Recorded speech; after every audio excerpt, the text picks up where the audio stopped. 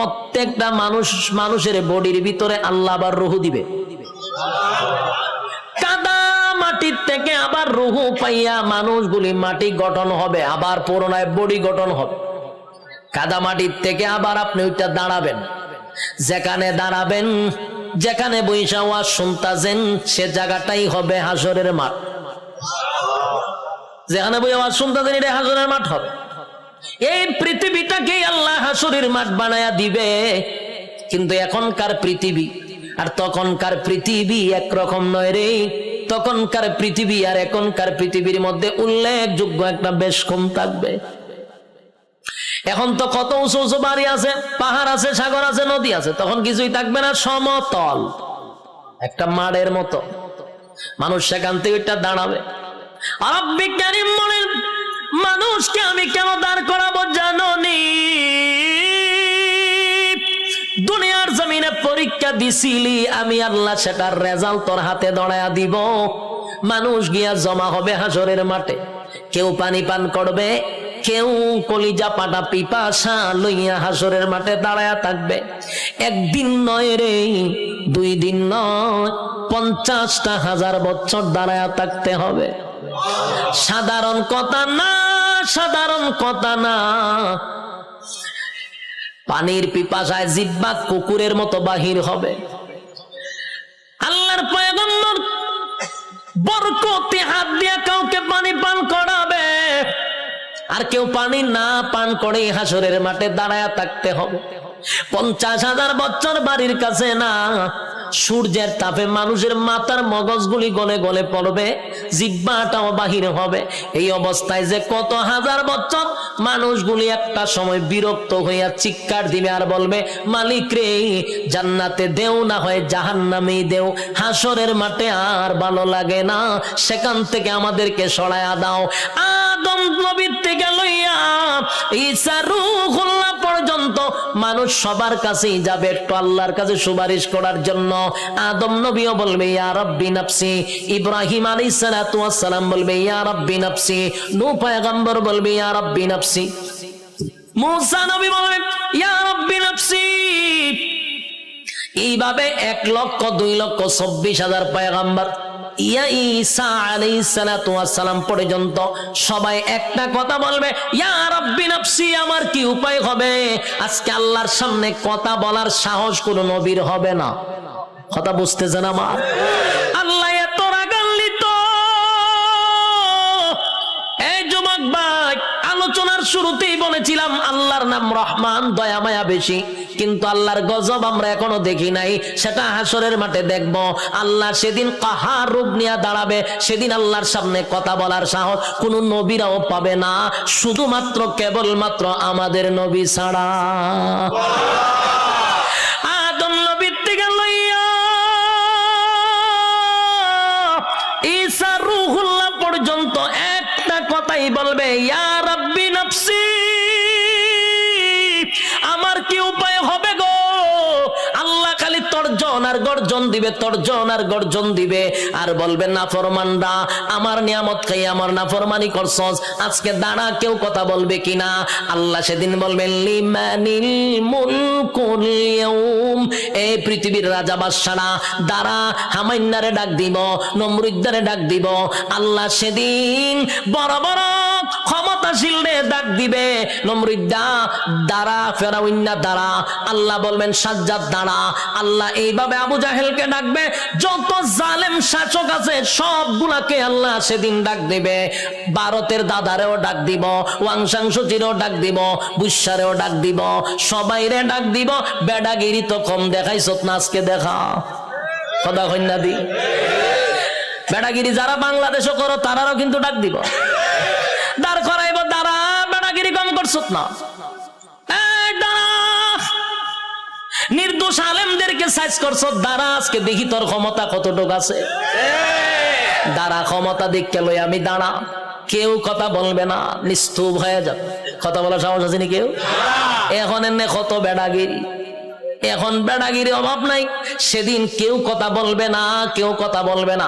আল্লাহ তখন নিজেই কইব লিল্লাহিল ওয়াহিদিল কাহার, আজকের একমাত্র ক্ষমতা আমি আল্লাহ। এই ভয়াবহ পরিস্থিতিতে কেউ কথা বলার সাহস পাবে না। আল্লাহ নিজেই কোরআনে বলেন ইয়াউমা ইয়াফিরুল মারউ মিন আখিহি ওয়া উম্মিহি ওয়া আবি ওয়া সাহিবাতিহি ওয়া বানি। কিয়ামতের মাঠটা এমন হবে, মা তার সন্তানের পরিচয় দিবে না, সন্তান মার পরিচয় দিবে না, বাবা তার সন্তানকে চিনবে না, পরিচয় দিবে না, চিনলেও পরিচয় দিবে না, ভালো করে চিনবো পরিচয় দিত না। স্ত্রী তার স্বামীরে পরিচয় দিবে না। কেন দিবে না? একটা নেকির কারণে। যদি আমার কাছে নেকি চায়, কেউ কাউরে পরিচয় দিবে না। সেদিন কি কোনো পীর সাহেব তার মরিদানের পরিচয় দিব? কথা হয় না? দি ফিররা গিয়া কি মরিদানটা তালাশ করবো? ফিরও বলবে ইয়া রাব্বি নাফসি। সাধারণ জনগণ যে স্লোগান দিবে, ফিরও সেই স্লোগান দিবে, কারণ ফিরের ক্ষমতা দুনিয়াতে আছে গরু ছাগল খাওয়ার, কিন্তু পরকালে এই ক্ষমতা নাই। পরকালে ফিডার ছুড়ে দৌড়াইবো খালি। যুবক ভাই, কিয়ামতের মাঠে কেউ কারো হবে না। আল্লাহ সেদিন হিসাব নেওয়ার জন্য দাঁড় করাবে, একটা দল ডান দিকে আর একটা দল বাম দিকে। আল্লাহ যার কাছে হিসাব চাইবো, রেজাল্ট যার হাতে দড়াইয়া বলবে হিসাব দে, আল্লাহর কসম জান্নাতের গ্রাণও সে পাবে না। আমার কথা বুঝতেছে? আজকে এই কথাটা সারা জীবন ইয়াদ রাখবেন। আল্লাহ যার কাছে হিসাব চাইবো, হে কোনোদিন জান্নাতে যাবে না। হিসাব দেওয়ার মতো যোগ্যতা কারো নাই। আল্লাহ যারে জান্নাত দিব বিনা হিসাবই দিব। সুবহানাল্লাহ। যারে জান্নাত দিবে গো বিনা হিসাবে জান্নাত দিবে, কারণ হিসাব চাইলে বান্দা আটকা পড়ে যাবে। হিসাব চাওয়া মানেই হলো বিপদে পড়ে গেছ। আল্লাহ বামপন্থীদেরকে হিসাব নিবে। দুইটা দলে যখন মানুষ দাঁড়াইব, আল্লাহ তখন ফেরেশতাদেরকে বলবেন নাফরমান গুলাকে জিগা 24 ঘন্টাদের সময় দিছিলাম কোন কাজে ব্যয় করছে, আমি যে যৌবন কাল দিছিলাম কোন কাজে ব্যয় করছে, হিসাব দিত। হিসাবে আটকা পড়ে যাবে। আল্লাহ তখন ফেরেশতাদেরকে বলবে এটি নাফরমান, আমার দেওয়া নিয়ামত খাই আমার নাফরমানি করছে। আজকে তার হাতটারে লোহার মতো শক্ত করে দে, বাম হাতটারে লোহা বানাবে, শক্ত হয়ে যাবে। আল্লাহ কয়টার ব্যাখ্যা করবো, কয়টা বুক বরাবর ঢুকা, বুক ছিদ্র করে, কলিজা ছিদ্র করে, পিছন দিকে টেনে বাম হাতটা বাহির করবে। নাউজুবিল্লাহ। বাম হাত বুক ছিদ্র করে পিছন দিকে বাহির করার পরে এবার হাত চলে গেল পিছনে, মাথা কিন্তু সামনে। আল্লাহ এবার দিবা আমল নামা, ওই যে রেজাল্ট দুনিয়াতে যে পরীক্ষা নিছিল এই রেজাল্টটা হাতে দিবে। ফেরেশতারা কইবে আল্লাহ হাত পিছনে, চেহারা সামনে। আল্লাহ কয় নাফরমানের চেহারাটা ভাঙ্গা মস্কাইয়া এরপরে পিছনে নিয়ে যা। যুবক ভাই, প্রথমে বলেছি আল্লাহর মায়া দয়া বেশি গো, তেমনি ভাবে আল্লাহর আযাব আর গজব বেশি রে। বাম হাতটা বুক বরাবর ঢোকাইয়া পিছন দিকে বাহির করিয়া গাঁটটা মস্কাইয়া ভাঙ্গা পিছনের দিকে নিবে। মরবেন না কিন্তু, কারণ মরণ নাই। গার ভাঙ্গা পিছন দিকে নিবে, নিয়ে আল্লাহ কইব নে রেজাল্টটা দেখ, ক্লাসও বইয়া কি করছিলি বান্দা একটু দেখ। বান্দা দেখবে আর বলবে মালিক রে আমার প্রতি তুমি বেইনসাফি করো নাই, ইনসাফের বিচারটাই করছো। কারণ সে দেখবে যা কিছু লেখা সব তার চোখের সামনে বাজবে। রাতের আধারে কি করছে, দিনের আলোতে কি করছে, সব লেখা। আল্লাহ একটা বাড়ায়া লেখে নাই, একটা কমায়া লেখে নাই। দেখ বান্দা, সেদিন আল্লাহ বলবেন এই নাফরমান আমার নাফরমানি করছে, এবার তাই মিজানের পাল্লায় যাইব, এখানে আমল নামা হালকা হয়ে যাবে। এরপরে যাবে ফুলসিরাতের কিনারায়, সেখানে যাওয়ার পরে দেখবে জাহান্নামটা তার জন্য উৎ পেতে বসা। আমার কথা নয় গো, আল্লাহ কোরআনে বলেন ইন্না জাহান্নামা কানাত মিরসাদা লিত্তাগিনা মাআবা লাবিসিনা ফিহা আহকাবা লা ইয়াযুকুনা ফিহা বারদান ওয়ালা শারাবা ইল্লা হামিমা ওয়া গাসসাকা জাযাআও ওয়াফাকা। আল্লাহ বলেন ইন্না জাহান্নামা কানাত মিরসাদা, নিশ্চয় জাহান্নাম তোর জন্য উত পেতে বসা, লিত্তাগিনা মাআবা, সীমা লঙ্ঘনকারীদের জন্য জাহান্নাম, লাবিসিনা ফিহা আহকাবা, এ ভাই যুগের পর যুগ জাহান্নামে থাকতে হবে, লাবিসিনা ফিহা আহকাবা, যুগের পর যুগ সেখানে অবস্থান করবে, লা ইয়াযুকুনা ফিহা বারদান ওয়ালা শারাবা, আল্লাহ বলেন সেখানে কোনো পানির ব্যবস্থা করা হবে না, ঠান্ডা পানির ব্যবস্থা করা হবে না, ইল্লা হামিমা ওয়া গাসসাকা, তবে চিৎকার যখন পানির জন্য মানুষ করবে তখন আল্লাহ একটা পানি দিবে, এই পানিটা হবে তোর শরীরের রক্ত, তোর শরীরের পোষ, বিষাক্ত পানিটা পান করার জন্য দিবে, পানি গরম টকবক, পানিটা পান করার পরে জাহান্নামীদের নারী বুড়ি সব বাহির হয়ে যাবে পায়খানার রাস্তায়, চিৎকার দিয়া বলবে মালিক এমন পানি তো তোমার কাছে চাই নাই গো, এমন পানি তো তোমার কাছে চাই নাই, তোমার কাছে চাই নাই, এটা কেমন পানি দিলা, বেদনা বিষাক্ত বেড়ে গেল। আল্লাহ তখন যে জবাবটা দিব এর থেকে আরো ভয়ানক জবাব, আল্লাহ কয় জাযাআও ওয়াফাকা, বান্দারে এটা তোর কৃতকর্মের পূর্ণ ফল। এতক্ষণ ভাই যে শারীরিক কষ্ট, এই কথাটার কারণে মানসিক কষ্ট বেড়ে যাবে। আল্লাহ কয় এখন মজা বুঝ কেমন লাগে, আমার দেওয়া নিয়ামত খাইয়া আমার নাফরমানি করছ, আজকে মজা বোঝ। আমি তোরে পানি দিছিলাম দুনিয়াতে, ঠান্ডা পানি, মিষ্টি পানি, গরমের সময় টিউবওয়েলের পানিটা তোর জন্য ঠান্ডা করে দিছিলাম, এই শীতের সময় পানি গরম করে দিছিলাম, এত নিয়ামত খাইয়া তো আমি আল্লাহরে একবার ডাক দেস নাই, আজকে কেন আমারে ডাকস? খা এখন বিষাক্ত পানি খা, মজা বোঝ কেমন লাগবো, আর কষ্ট বেড়ে যাবে।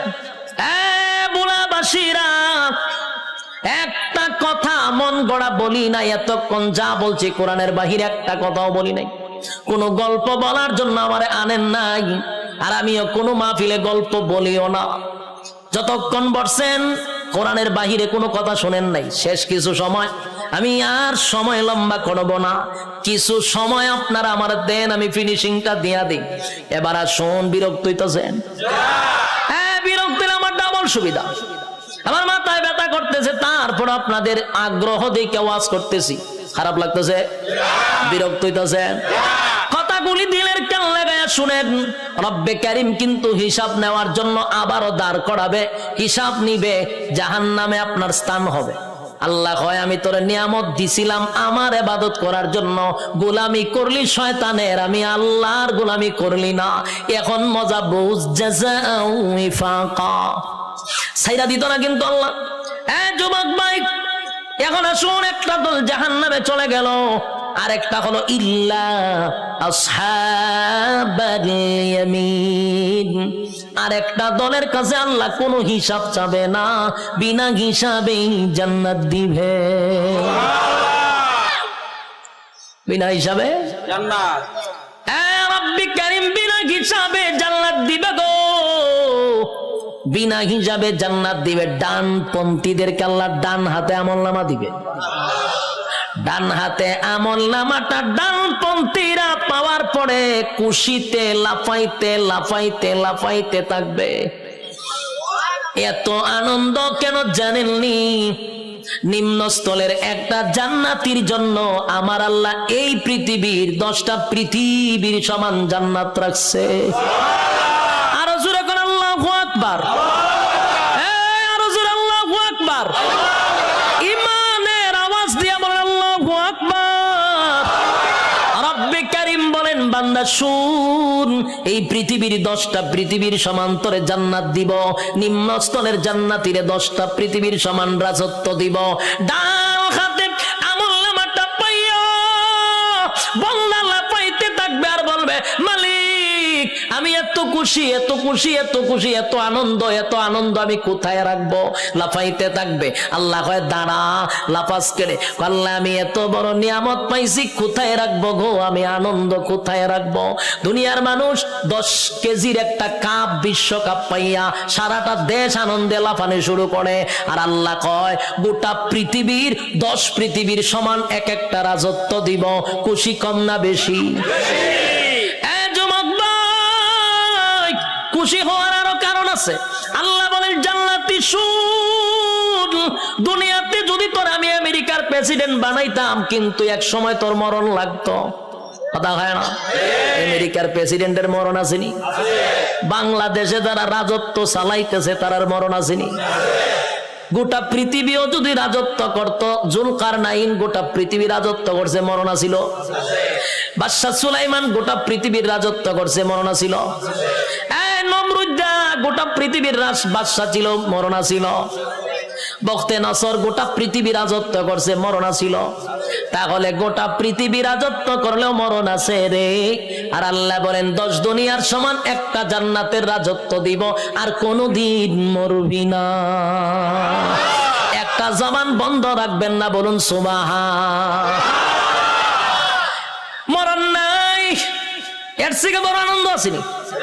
মরণ নাই, মরণ নাই, মরণ নাই। জান্নাতে ঢোকার পর আর মরণ নাই। আল্লাহ কয় দাঁড়া, মরণ নাই, আরো খুশিতে লাফাইব। এত আনন্দ কোথায় রাখবো? এখন আর মরবো না, আনন্দের সুরে লাফাইতে থাকবে। আল্লাহ কয় দাঁড়া, লাফাইস না, আরো আছে। আল্লাহ কি আছে? বলে আর কোনদিন তুই বৃদ্ধ হবি না। পৃথিবীর কোন মানুষ কি বৃদ্ধ হতে চায়? কথা হইনা দি, কেউ বৃদ্ধ হতে চায় না। সাদা দাড়ি লইয়া সেলুনে যায়, গিয়া দেখবেন কালার কইরা খালা বানাই লইয়ে পড়ে। যদি জিগায় কালা করছ করে কোনাইলে বুড়া দেখা যায়, তাহলে তার উদ্দেশ্য কোনো বুড়া হতে চায় না। বুড়া হতে চায় না রে। পৃথিবীর কেউ বৃদ্ধ হতে চায় না, বুড়া হতে চায় না। আল্লাহ কয় বুড়া হন লাগবো। কথা কোন ঠিক নেই? উপর দিয়া যতই কালো করো, ভিতরে বুড়া হইতেছে নি, চামড়া ঢিল হইতেছে। বৃদ্ধ হতে হবে। আল্লাহ কয় জান্নাতের ভিতরে নিয়ামত হল, আর কোনদিন বৃদ্ধ হবি না। 32 বছরের হায়াত দিব, কোনদিন বয়স 33 হবে না। আমার কথা বুঝছেন নি? বয়স কত হবে? 32 হবে, আর কোনদিন 33 হইতো না। বয়স আর বাড়বেও না, কমবেও না, এইভাবেই থাকবো। যৌবন কমবেও না, বাড়বেও না, প্রথম যেমন ছিল এমনই থাকবে। আল্লাহ বলেন আমি তনে কমপক্ষে 60 হাত লম্বা বডি বানায়া দিব, আদম নবীর মতো। সুবহান। আল্লাহ বলেন কণ্ঠ দিব দাউদ নবীর মতো। আল্লাহ বলেন সৌন্দর্য দিব ইউসুফ নবীর মতো। চরিত্র দিব মুহাম্মাদুর রাসূলুল্লাহর মতো। এতগুলা নিয়ামত দিয়া আল্লাহ বলেন জান্নাতের ভিতরে নিম্নস্থলের একটা জান্নাতীরে কমপক্ষে বউ দিব, কমপক্ষে 72টা। এটার আওয়াজটা কমে গেছে কেন? বউ দিব, এরপর আপনার যদি খুশি না ঘটনা না, বউ উনলে ডরান। আর কেমনি খুশি? তখন মানুষ নির্যাতিত হইলো বউ দিয়া, হইতে পারে না, সইতে পারে না। বাস্তব না বাস্তব? সারা বাংলাদেশে খালি নারী নির্যাতন, পুরুষ নির্যাতন দেওয়া, এটা নিয়ে কোনো মাতামাতি নাই। এমপিরা পর্যন্ত ঘরের এমপির কাছে মাথা নত হইরা লায়, নির্যাতিত। কিন্তু এটা নিয়ে সরকার কোনো মাথা কামায় না। এর লিগে মানে বিয়া কত হলো ডরায়, ঠিক নেই? একবার হাত তুলে আল্লাহ আমার তুমি নেও, আমার নেও, আমার নেও, আমি আর থাকতাম না। বউ উঠতেছে রেখো, আল্লাহ আমারও লয়ে যাবো তুমি, দেখো তো আর মরে গিতা করতাম। ওইটা কিতা বলে তুই যখন আমার সাথে যাবে তার মরতাম কে আমি? তোর অশান্তিতে তুই আমি আল্লাহর কাছে প্রার্থনা করতাম যে মরতাম, তুই দেখে তোর সাথে আবার আমি যাইতাম। তুই গেলে আমি আর মরতাম কে? এখন বুঝেন বউ দিয়া কত অতিষ্ঠ হইছে, কি যন্ত্রণা। একেবারে আল্লাহর ওলির বউ কিন্তু একবার বালানা, কারণ রগ একটা তেরা করে আল্লাহ বানাইছে। আমি কিন্তু বুলাবাসীর কোন মহিলার প্রতি কথা কইতেছি না, আমি সারা বাংলাদেশের কথা কই। বুলা বাদ দিয়া নাহলে আবার মহিলার আন্দোলন করবো যে উজুর আর পাইছেন না, উজুর আর পাইছেন না। না মহিলার আমি আপনার দেশের মহিলাই দেখছি না, তা আমি মহিলার ব্যাপারে বদনাম করার দরকার আসেনি। আমি আমার এলাকার কথা কইতাছি, কোন অসুবিধা আছে? আল্লাহ হয় জান্নাতে বউ দিব ওরা, জুড়ে কন ৭২টা নিম্ন স্থলের জান্নাত, কোন রকম যারা জান্নাতে গেছে। আর স্পেশাল যদি হয় কিতা বুঝো, বউর অভাব করবো নি? জান্নাতের বউগুলা কেমন হবে? দুনিয়ার বউ নয় রে। দুনিয়ার বউ যত সুন্দরী হোক, প্রথম দেখার পরে আস্তে আস্তে বয়স বাড়ে, বাচ্চা কাচ্চা হওয়ার পরে ভালো লাগে না। আচ্ছা, তো আকর্ষণ কমেনি? যেটা বাস্তবিটা কই না কেরে, আল্লাহ নিজে হইতে যে আকর্ষণ কমবে। কিন্তু জান্নাতি একটা হুর দিলে এর ভাই যে প্রথম চাইবেন 40 দিন সাওয়ার মধ্যে যাইব গা। সুবহানাল্লাহ আছে। এই যে চাইছেন এই সাওয়ার মধ্যে 40 দিন শেষ। আল্লাহ কি পরিমাণ সুন্দর দিয়ে বানাইছে, সুবহানাল্লাহ। আল্লাহ রাসূল বলেন কোন হুর যদি থুতু ফালাইতো আটলান্টিক মহাসাগর, পুরা পানি মেশকে আমর হয়ে যেত গা। কোন হুর যদি হাত বাইর করে লাড়া দিত, সূর্য আর দরকার ছিল না, এটাই যথেষ্ট। কিতা বুঝো? সুবহানাল্লাহ আছেনি? এমন সুন্দর আল্লাহ হুর দিব। একটার ভাই চাই আমরা 40 দিন যাবো, বাকি আরো বাদ ৭১টা রয়েছে। ইডির ভাই একটা চাইতেছে, আমরা দিন এমনি যাইব, খুশি না বাজার? আর এগুলা দুনিয়ার বউয়ের মতো না, বউয়ের মতো না। দুনিয়ার বউ যদি 3 ঘন্টা বালা থাকে, 6 ঘন্টা ঝগড়ার মধ্যে থাকে। বাস্তব না বাস্তব? 3 ঘন্টা এখন খুব বালা রক সোজা, 3 ঘন্টা যায় আপনার যদি ঝগড়া করতে করতে। আল্লাহ কয় জান্নাতি মহিলারা কোন সময় আপনার সঙ্গে ঝগড়াও করবে না, অভিমানও করবে না। জান্নাতের ভিতরে ৭২টা বউ দিবে রব্বুল কারীম। এই বউগুলা দিব আল্লাহ বলেন দুনিয়াতে অনুমতি দিছিলাম 4টা। কটা কপাল আসেনি 4টা? আপনারা ঠাডা হয়ে গেছে বাংলাদেশে জন্ম নিয়া। আচ্ছা, কয় তারিখ গেছে? 14ই ফেব্রুয়ারি। বাংলাদেশের সিস্টেম হইল, উচিত কথা কইলে অনেকে ভালো পায় না মানে, বাংলাদেশের সিস্টেমটা কি আমি আপনারা শোনাই। বাংলাদেশ হইল প্রেম পীড়িত করতে পারবেন, প্রেম পীড়িত বুঝুননি? ভালোবাসা করতে পারবেন, ফিরিত করতে পারবেন। এই জন্য 14ই ফেব্রুয়ারিও দিছে ভালোবাসার লাগিয়া। কিন্তু ভালোবাসা করতে পারবেন কার সাথে? 12 বছর হোক, 13 বছর হোক, 14 বছরের মাইয়ার সাথে প্রেম করতে পারবেন, কিন্তু বিয়া করতে পারতেন না। বিয়া করলে হয় দ্বন্দ্বনীয় অপরাধ, প্রেম করলে হয় এনজয়। কথা বুঝুন মনে কম, হাস্যকর বিষয় না, তামাশার বিষয় না। কথা দিয়ে কই নাবে, আমি কি মুর্দার সামনে কথা কইনি? তে কিতা মাতুই না দি? ও সিলেটি ভাষা মাইরে দিছি, কথার লাগিয়ে নি বুঝুন না আপনারা? ইয়া আল্লাহ, বেড়া লাগাই দিছি, ভাষা চেঞ্জ করতেছি, কইতেছি আপনারা মানে বলতেছি যে আমাদের দেশে প্রেম ভালোবাসা করা যায়। 14 বছরের মায়ের সাথে করলে হয় এনজয়। এক বয়সে বলা মানে এনজয় করে করুক। যদি বিয়া করেন গুনার থেকে বাঁচার লেগে বালা লুচ্চা চোখ বালা না। বাস্তব না বাস্তব? বিয়া করতে কোন লুচ্চা চোখ বালা না বলে, প্রেম করলে হয় এনজয়, এক বয়সে করে, এতে সমস্যা নেই। কি জালের বাংলাদেশের বাইরে, বাংলাদেশও বিয়া করলে হয় এর চোখ বালা না, প্রেম করলে হয় এনজয়। 14ই ফেব্রুয়ারি দিছে প্রেম করবার লেগে।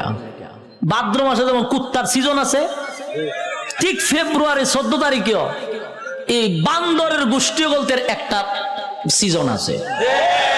মানুষ তো 2 ভাগে ভাগ হইছে, একটা হইল আদমের সন্তান আর একটা হইল বান্দরের সন্তান। বাস্তব না বাস্তব? ওই জাফর ইকবালের গোষ্ঠী একটা আছে, বান্দরের গোষ্ঠী।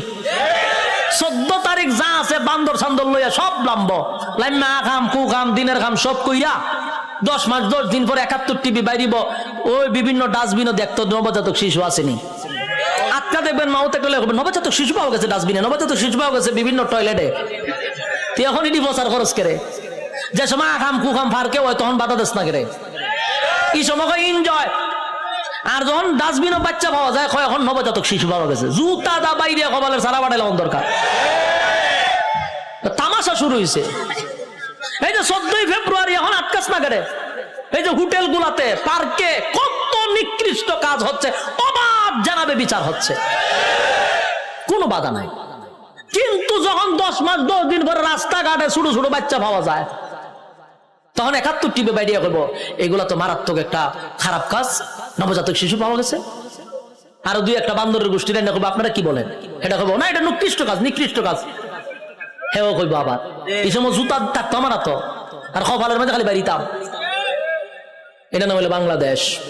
উচিত কথা কইলে মোল্লা বালা না, ঠিক নেই?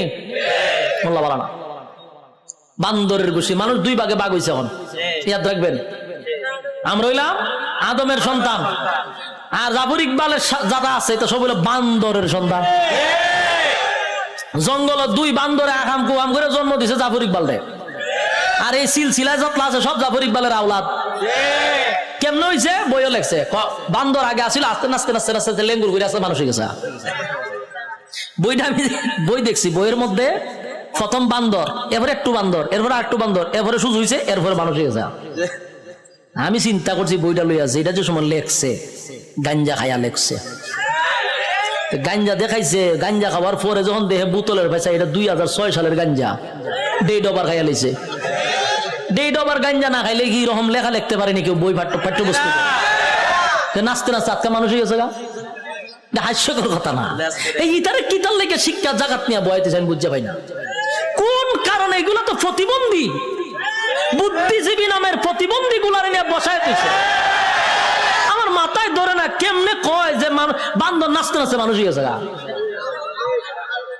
ওয়ান ভাষের জ্ঞান মাথাত নাই, এটি নিয়ে বয়সে শিক্ষার মেইন জায়গাতে। বাংলাদেশের শিক্ষার যে কি অবস্থা এখন বুঝতেন না, সামনে বুঝবেন। এখানে যারা বসানো, একজন কেউ নাস্তিক বানানো সম্ভব না, কিন্তু এরা টার্গেট আপনারে বানাইতেও না, এরা টার্গেট আপনারে নাস্তিক বানাবে না। এরা না, টার্গেট হলো এর পরের জেনারেশন, নেক্সট জেনারেশন, মানে তোমার আমার বাচ্চা কাচ্চারা নাস্তিক বানাবে। এই জন্য বাবা হিসাবে প্রতিবাদ করা তোমার দরকার। এটা কিন্তু রাজনীতির বিষয় না, এটা কিন্তু ইমানি বিষয়। আমরা কি কোনো এমপি মন্ত্রীর বিরুদ্ধে বলতেছি? যারা মনে হচ্ছে তোরা করতে থাক, কিন্তু যখন ইমানও হাত দিবি, আদম সন্তান আমরা, তুই যখন বান্দরের সন্তান, তোর নামটা ছেড়ে দিবনি তোরে। মাশাআল্লাহ, পার্লামেন্টে দেখছি এটা নিয়ে প্রতিবাদ হয়েছে। এই জন্য যেখান থেকে পারেন এর প্রতিবাদ করবেন, নাহলে ইমান থাকতো না। কিন্তু যুবক ভাই, রব্বে কারীম বলেন জান্নাতের ভিতরে আমি অসংখ্য নিয়ামত দিব। 1 নাম্বার হলো মরণ দিব না, 2 নাম্বার হলো বৃদ্ধ বানাবো না, 3 নাম্বার হলো কণ্ঠ দিব, 4 নাম্বার হলো চেহারা সুন্দর দিব, চরিত্র ভালো দিব, বউ দিব 72টা। সুবহানাল্লাহ। সব পাওয়ার পরেও বান্দা খালি দৌড়াদৌড়ি করবে, আল্লাহ কিতা তো কাজ, আল্লাহ আমি আমার বন্ধু বান্ধবরে তো ভাই, তুই দি জান্নাত তো বন্ধু কারে তো কাজ দেখেন তো, আল্লাহ ওইটা দি জাহান্নাম আছে। আল্লাহ আমি এর সাথে একটু কথা কব। আল্লাহ বলে জান্নাতি জাহান্নামীদের সঙ্গে কেমনে কথা বলবি? আল্লাহ কয় আপনারা বলছেন জান্নাতে যা চাইবো তা পাইবো। আল্লাহ কইছিলাম নি, কইছিলেন, কইলে তো দেখানি দরকার। আল্লাহ কইতে যা, আমার কথা না, কোরআনের কথা। ফি জান্নাতি ইয়াতাসাআলুন, জান্নাতি আর জাহান্নামীদের মধ্যে কথা হবে। কি হবে? জান্নাতি আর জাহান্নামীদের মধ্যে কথা হবে গো। ফি জান্নাতি ইয়াতাসাআলুন, জাহান্নামী হবে সাকার নামক জাহান্নামী। ফি জান্নাতি ইয়াতাসাআলুন আনিল মুজরিমিনা মা সালাকাকুম ফি সাকার, সাকার নামক জাহান্নামীদের সঙ্গে কথা হবে জান্নাতীদের। কি কথা হবে? সংক্ষেপে বলি, জাহান্নামীরা জান্নাতীদের সঙ্গে, জান্নাতীরা জাহান্নামীদের সঙ্গে কথা হবে। জান্নাতীরা জাহান্নামীদের কাছে গিয়া বলবে ফি জান্নাতি ইয়াতাসাআলুন, এ জাহান্নামীরা বলতো দেখি কেন জাহান্নামে আসনি? সাকার নামক জাহান্নামীদেরকে বলবে কেন জাহান্নামে আইলি? একই সাথে ব্যবসা করতাম, একই সাথে চাকরি করতাম, একই সাথে খেলাধুলা করতাম, আমি জান্নাতি, তুই কেন জাহান্নামী? জান্নাতি জাহান্নামীদেরকে বলবে কেন জাহান্নামে আসলি? এবার জাহান্নামীরা জাহান্নামে আসার 4 কারণ বর্ণনা করবে। আলোচনার শুরুতে কয়টা বলছিলাম? ইয়াদ আছে? আমি কিন্তু এটা বলছিলাম, যখন আমি 4টা কারণ বলবো ওয়াজ কিন্তু শেষ। ইয়াদ আসেনি? আইসিনি স্যার? কারণ 1 এক নাম্বার কারণ জান্নাতীরা জাহান্নামীদেরকে বলবে, এ জাহান্নামীরা বল কেন জাহান্নামে আসছ? জাহান্নামীরা তখন বলবে এক নাম্বার কারণ কোরআনে বলেন আমি না, আল্লাহ তখন বলেন ক্বালু লাম নাকু মিনাল মুসাল্লিন। জাহান্নামীরা বলবে জাহান্নামে আসার এক নাম্বার কারণ হলো ক্বালু লাম নাকু মিনাল মুসাল্লিন। বন্ধু রে, দুনিয়ার জমিনে একই সাথে ব্যবসা করতাম, একই সাথে চাকরি করতাম, বন্ধু একই সাথে আড্ডা মারতাম, সব ঠিকঠাক ছিল, কিন্তু তুই মুসল্লি ছিলি, আমি মুসল্লি ছিলাম না।